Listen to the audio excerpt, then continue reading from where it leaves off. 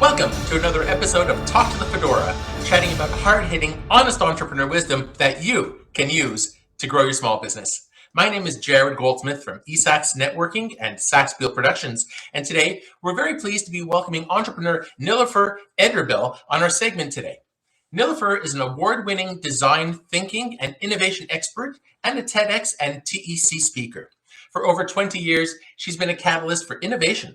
She's worked extensively with public and private sector organizations to drive strategy, facilitate change, and introduce new products and services. Her experience working within different fields, including telecommunications, application development, program management, and IT management, have given her a deep understanding of the business challenges that organizations are facing today. Nilufer is the founder of Spring 2 Innovation that works with organizations tackling communication gaps, innovation challenges, prioritization challenges, customer understanding, feedback loops, and new product launches. Through hands-on training and consulting, they help teams align, think creatively, and solve the right problems so that they can grow with purpose and impact. And Nilufer, thanks so much for joining us today. Thanks so much for having me, Jarrod. So Nilufer, we've known each other for a long time, probably since about 2011 or so, and I'm very pleased to be welcoming finally on a segment. It's long overdue.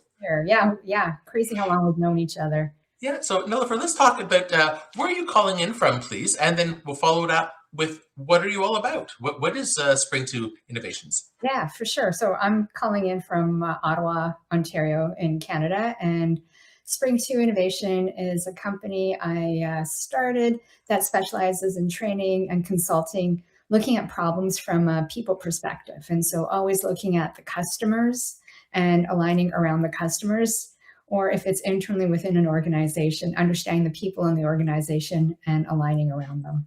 Yeah, often we hear about people going into businesses and they go into the tech side and they go into how we can modernize this, that, and the other thing, but often they're probably forgetting that personal experience dealing with people. Yeah, absolutely. And, we actually get involved a lot when people are bringing in technology, because at the end of the day, technology is supposed to help people. And some of the time when technology implementations go wrong, it's because they didn't look at things from the people perspective, making sure everybody agreed on why they're bringing in the technology and what it's going to do to help their business and help them get more time and more customers. Right. So Nilufer, who would resonate most with your story? Like who would benefit from watching this segment? I think any business owner would benefit, as well as people that are working in medium to large size organizations that are maybe feeling a little bit stuck or they want to grow a lot more. This is probably a good environment for them to get some ideas and tips on how to improve their business or improve the work that they're doing in their own organizations. Well, yeah, because I can only imagine, especially these days, technology is changing all the time and humans are creatures of habit. And some people are reluctant to change. So your organization, Spring 2 Innovation, helps companies deal with not only the technology, but managing that human aspect as well. Yeah, absolutely. So much change is happening right now, and sometimes it's overwhelming. And so how do you figure out what to listen to, what to pay attention to, and then move based on that as well? Sure. So Nilufer, let's talk a bit about your origin story. Why did you launch? Spring 2 Innovation?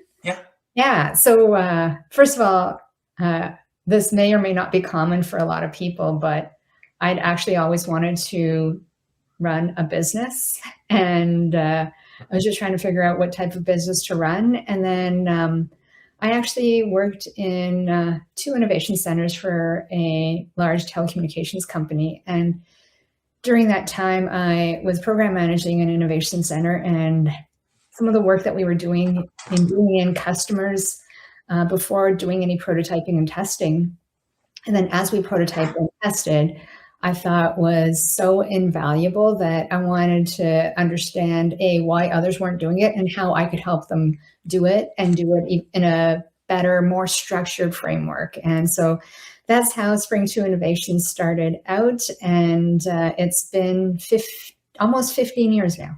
Wow, that's wonderful. I mean, a lot of the times either people have some background, but in entrepreneurship, and it sounds like you just found a need, that there was a void that you wanted to fill.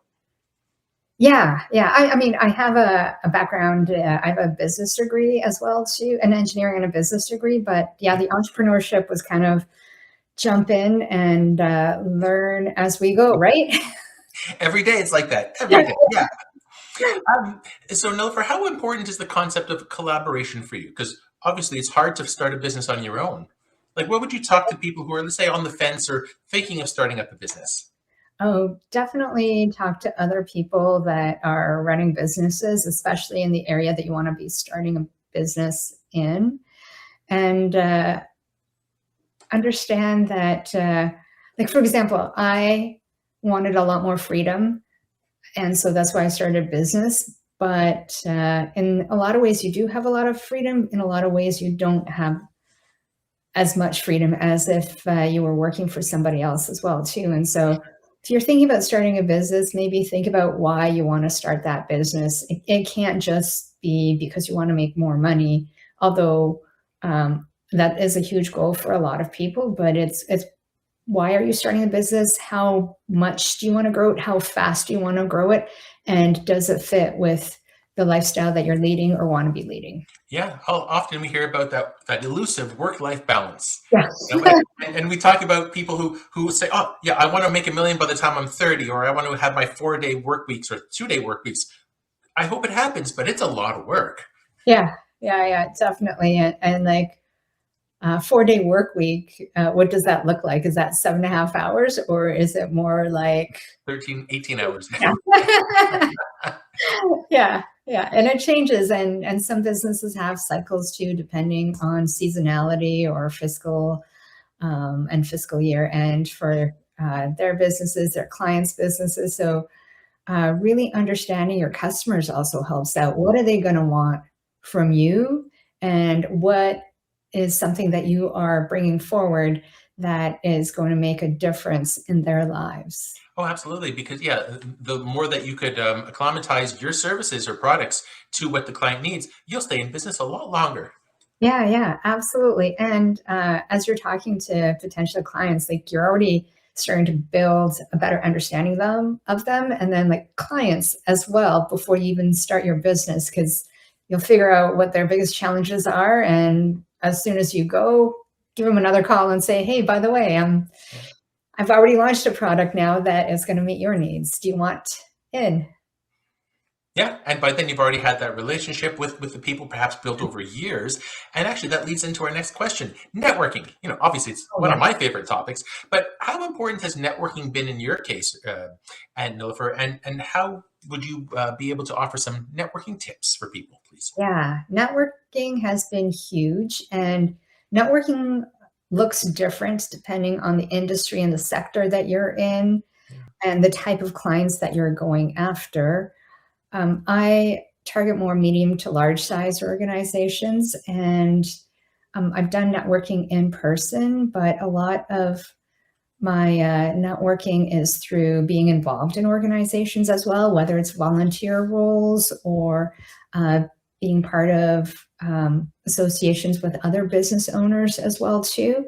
And then the other way that I end up somewhat networking is we host monthly webinars, Mm. and a lot of our target audience comes to those. And it's not quite networking, but I do webinars so that people can ask questions and get to know us a little bit better and the philosophy component of it. And then if they have more questions, then we take it offline and talk with them later. But it's a lot about engaging and interacting with our clients and our potential clients, because at the end of the day, you can't be a business in isolation. You need to get the word out on what you do, who you are, how you work, what makes you stand out.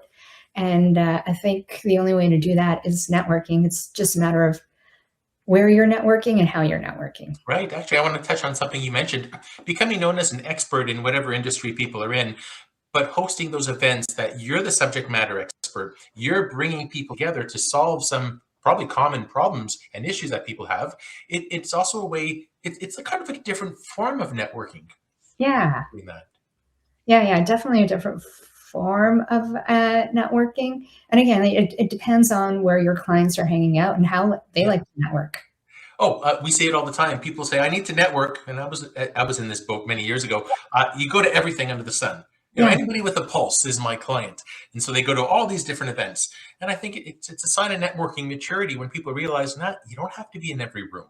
Like Yeah. you said, you know, where do your clients go to, and go to those events. Yeah, absolutely. It does get really tiring going to every event. Yeah, I've been there with you, yeah, and it doesn't have the impact that you want it to have either. And sometimes it's a really big financial investment as well too. A lot of people might not be aware of financial and then a resources perspective too. And not everybody is outgoing or an extrovert, and so um, really want to make those networking touches count for you.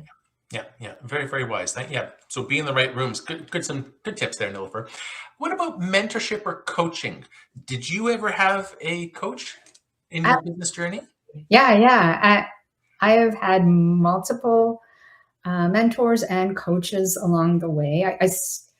I highly recommend it for folks. And so mentoring could be from a mentor. I've also had peer mentoring too from other people that own businesses or are working with the same sector, which is super, super helpful. And then coaches, we do coaching, and we also, I myself get coaching from other people because sometimes you need a little bit of perspective that around things that you might not have seen before or done before, or someone to help shape your thoughts, organize them a little bit, help you get at some things that you might not have thought of, and ask some of those tough questions. And sometimes coaching is phenomenal for accountability as well too. True. Someone to come in, check up on you, see how you're doing, maybe offer some suggestions or recommendations if it's a mentor versus a coach. And then, yeah, asking those tough questions really helps shape the directions that I go in and the amount of effort that I put into it.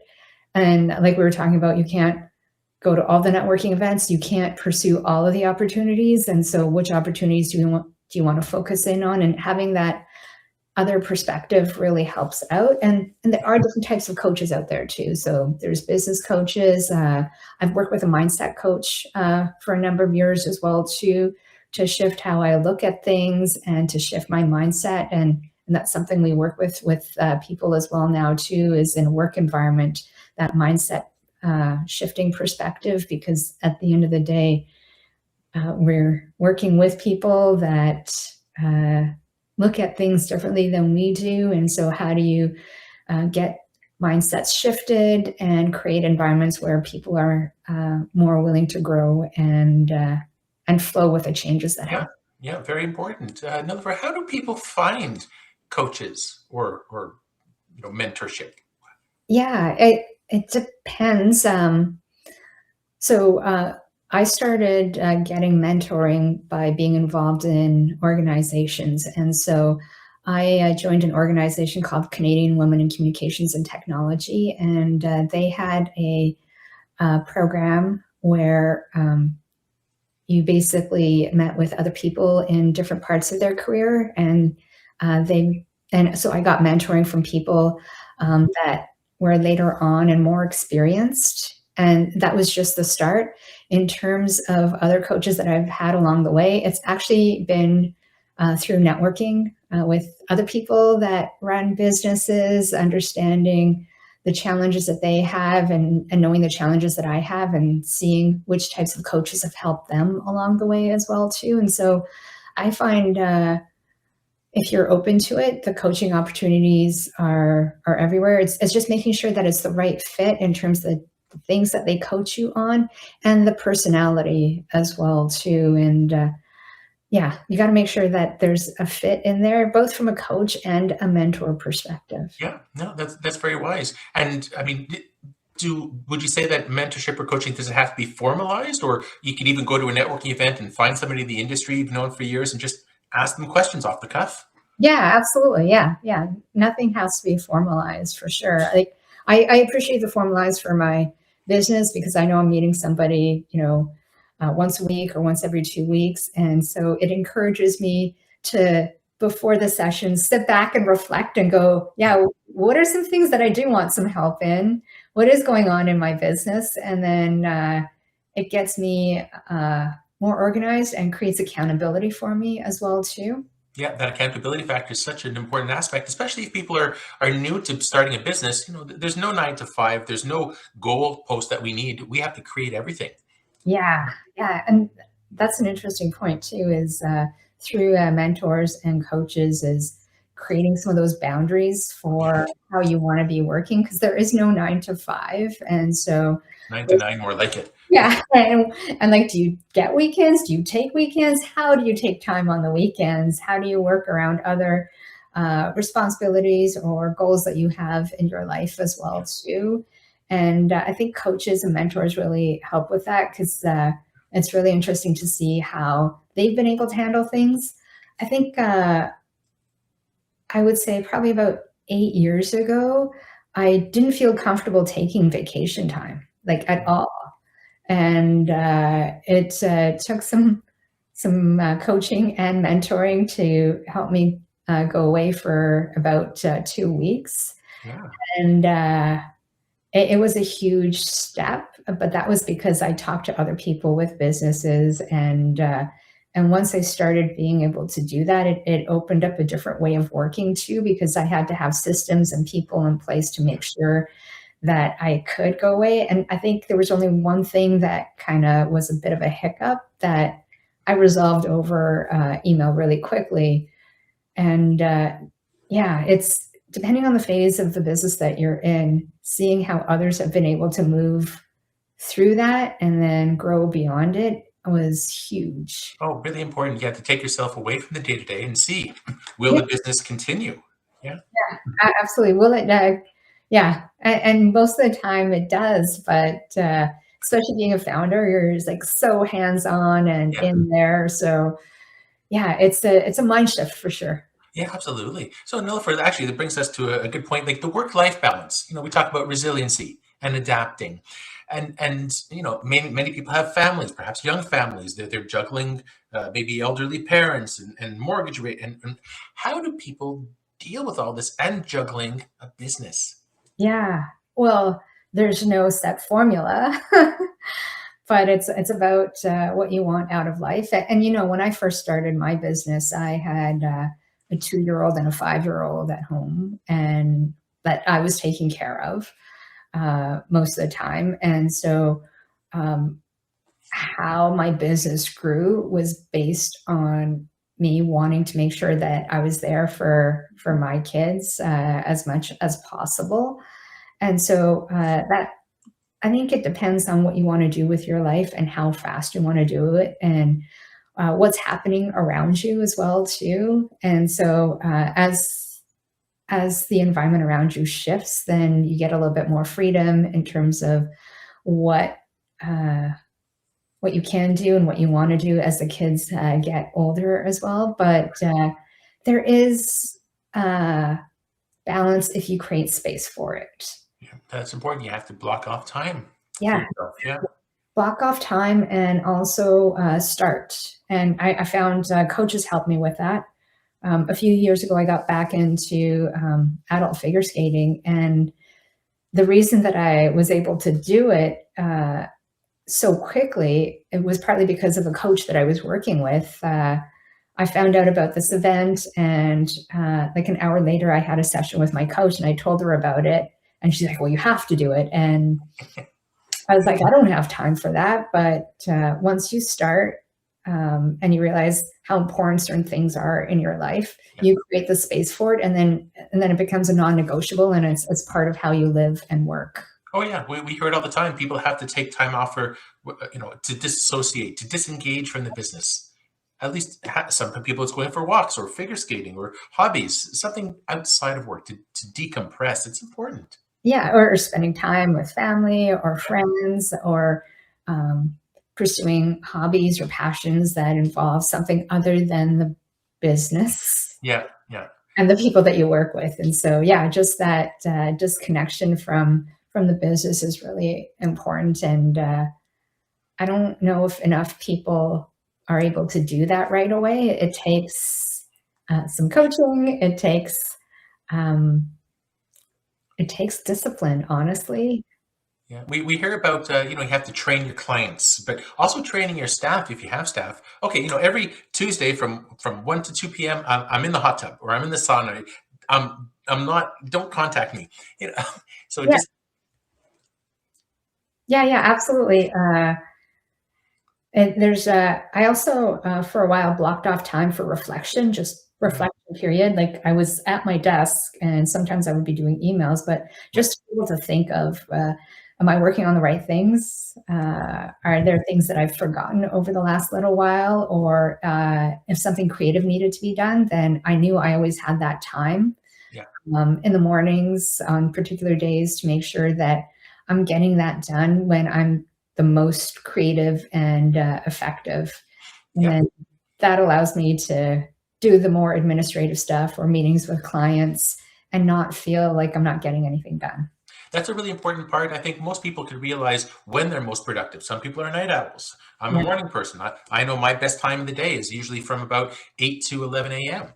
And so at that point, yeah, you do triage emails, but what's the meat that you really need to work on that day and find out where the best time is for you. Yeah, Like, absolutely. yeah, yeah. If you're just doing admin work, like cleaning your office, there's so much to do. But where would be the most amount of time, like the best amount of time to spend on those key points? Yeah.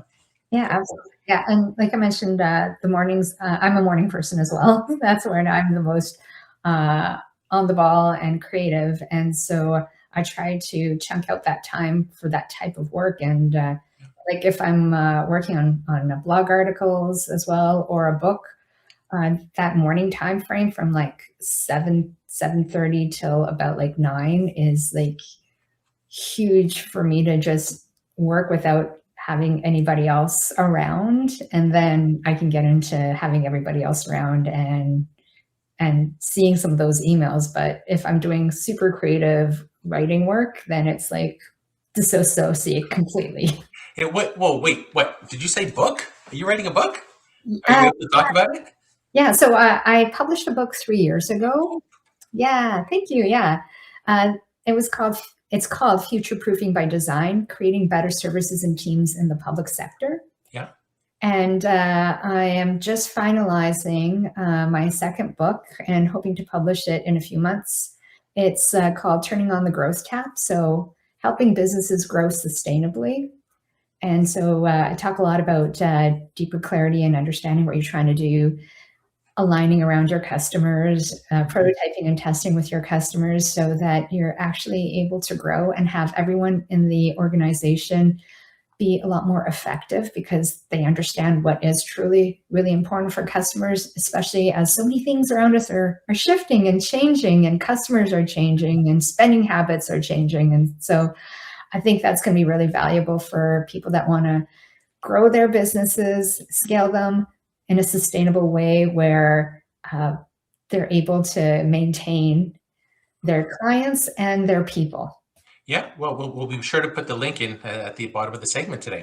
Okay. Nilufer, let's talk about some money or cash flow tips. People starting up, it's hard to figure out what goes where. Do you have any thoughts for small businesses to work with cash flow?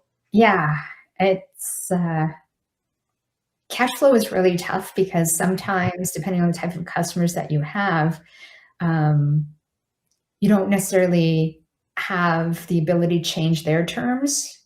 And so sometimes customers pay within a few days to 60, 90 days. And sometimes things happen on larger clients where things get lost in their system and you don't get paid for almost a year afterwards. And so with cash flow, I would say be on top of your invoicing as much as possible for the accounts receivable component of it, and be prepared for some challenges to happen. I mean, I've had issues, and I'm sure lots of businesses have had issues where they were expecting something to come in and it didn't come in. And so making sure that you have a lot of flexibility and room for things like that to happen. I think it's a recommendation to have like 3 months of expenses in your bank account. I'm much more conservative. I would say probably close to a year. Because you just never know what happens, and it's one less thing that I need to be stressed about. Yeah, So for sure. it depends on your risk tolerance too. Is if you are okay with having to worry about cash flow, then you probably need a shorter, smaller buffer. If you want to be able to sleep a little bit more comfortably at night, a larger buffer, I would say. Yeah, no, very, very important. Yeah. So Nilufer, you've achieved such a wonderful success. You're working on your second book. What successes are you most proud of so far? I would say my kids, honestly. Yeah, my kids are now 16 and 19, and it's really cool to see them growing into young adults. And I think that's something that I've put a lot of focus in on. For the business itself, I love how much we've been able to grow the training aspect of it. And my favorite part of the work is actually seeing people's minds shift. And so a lot of the time people come to us either when they want to start out projects and they want to start them a lot more aligned, or when there's issues happening in major projects. And so we help them see things from different perspectives and clean it up. But in our training, when we run through what the methodology is like and how it's worked in other businesses and sometimes how it applies in our personal lives as well, you see people's eyes like go wide and go, oh, okay, I get it now. And I think that's the biggest bonus for me is making people's lives better, whether in the work environment or at home. Usually it's a combination of both. People say once you see how to do it from a people perspective, from a design thinking and deeper clarity perspective, it's harder to go back. And I think that's a great thing. Yeah, it must be very rewarding to see your clients say thank you. Yeah. And thank you, but also seeing how they work differently. And people that we've worked with, usually once we work with them, they keep bringing us back, especially if they've changed projects or roles or organizations. And that feels really good because we know that we've added a lot of value that they want to bring us back in. Yeah, wonderful. And of course, you probably saw this coming. What are some of the challenges or even failures that you've had, if you care to discuss? Oh yeah, for sure. I'm constantly prototyping and testing stuff. And I think for some of the stuff, it's been more leading edge. And sometimes I've had to let go of things because I didn't have the bandwidth for it in the organization. And other times it didn't have the impact that I wanted to have. And so, for example, we started, I think almost 2 years ago, a LinkedIn group called Deeper Clarity. And we've had people joining on, and I want it to be very interactive, but that just didn't happen. It ended up being me or someone from my team posting on there, asking questions, and very few interactions. And so I would say that hasn't gone really well. And that's just an example that's come up off the top of my head. Sometimes we'll prototype and test courses. And so like we have a new course right now. It's a 2-hour workshop on mindset. And it's something that's very new. So let's see how our audience likes that or doesn't like it. And then based on that, we'll either add more programming around the same topic or try something different. And yeah, it depends. I'm constantly doing stuff. And if it doesn't work, making sure that I've tried it for long enough and then pulling it off if it doesn't work as well. It's part of running a business. Success, failure, fail to be able to succeed, honestly. Yeah.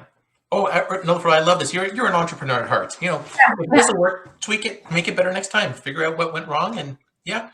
Yeah, absolutely. And sometimes I actually think about it in my personal life as well, too. Like in skating, if I think about if I'm not falling, it means I'm not learning. And so constantly falling. Good analogy, yeah. Yeah. So Yeah, fall and brush that snow off you and get right up again. exactly. So Nilufer, what's next? Where do you see yourself, or even spring to innovation in 3 to 5 years from now? Yeah, so I'm growing a lot more in the private sector to medium and large size organizations. I want to be doing a lot more training and integrating mindset, as well as helping organizations and the people in their organizations adopt AI into how they work and how they think, not in terms of a technology per se, but how things are going to be shifting with the people and what they do because they have this new technology in there. Yeah, no, that's really important. I mean, everybody talks about how AI, and we also have a segment with interviewing another entrepreneur community leader, Christopher Dore, about AI. Yeah, So, absolutely. And it's a lot about the people that I want to focus in on, because at the end of the day, they're the ones that are using it, and how we work is shifting because of AI coming in. And so things like product development used to take years, then months, and now it could almost be instantaneous. But what you're developing, how you're going to operationalize it, and how you're going to market it, sell it, that's a huge part that is still the human creative aspect of it. And so how do businesses shape because of that, reshape how they work because of that? And then also the people mindset, because our society and what we do is shifting, because I think people want to have more of an impact with the different types of mindsets that they need to have in their life and in their work, especially on projects as the project progresses, so that they can shift as the project and the company matures. mm-hmm. Well, it's a wonderful service that you offer, because so many people, again, they're unsure about the technology. They don't know how it's going to affect or impact them. And that's why dealing with somebody like you will really help. Yeah, Yeah, absolutely. Yeah. Yeah. So, Nilufer, we're coming to the end of our segment today. Is there something that we've touched on, or you'd like to elaborate further, or perhaps words of wisdom for others? As a business, as you're starting a business, keep prototyping and testing, and try not to get phased when things aren't working. Just kind of look at what new information is this providing for me and about my customers. And I would say be realistic about how much time and effort you want and can put into a business, because it can and does take over your life. Yes. So figure out what you want out of running and owning a business, and then what do you want for yourself, and what does success look like without the business? Oh, that's true. Yeah, that self-reflection key piece. It's really important. Yeah. Yeah, absolutely. And don't be afraid to ask for help, whether it's formal or informal. I think I didn't ask for enough help at the start, and when you start talking to other people that have more experience, it is so helpful. And sometimes owning a business can be lonely, and having other people that have gone through it or are going through it really helps out as well too. And then figuring out how to network and where you're going to find your clients is a huge part of that as well. It really is. So at the end of the day, you're not alone. I'm not you, but I'm talking, for our listeners. Yeah. Yeah, absolutely. And like I mentioned, we also help with medium to larger size organizations with coaching and scaling as well too, because what you need to do when you're starting out is different than when you're scaling. Yeah, it's very true. And a lot of the companies, over time, they don't realize that they're still in the startup mode. Yeah, absolutely. And it takes a lot for a founder and a CEO to move out of being involved in everything. Yeah, that's true. It's like a sign of business maturity to realize that. Yeah, absolutely. So, Nilufer, how can somebody contact you, please? Yeah, so feel free to go on our website at spring2 with a number 2 innovation.com, or you can actually also reach out to me on LinkedIn. I am fairly consistent on posting on LinkedIn, and our company also has a LinkedIn site as well, where you can find out about some of the free webinars that are coming up and some of the courses that we have coming up, and hopefully some thought leadership as well too. And I also have a TEDx talk if folks are interested. in that as well. And of course, especially with the first book, I tried to highlight some of how we think and the processes around how we work through challenges. And so that might be of some help for people as well too.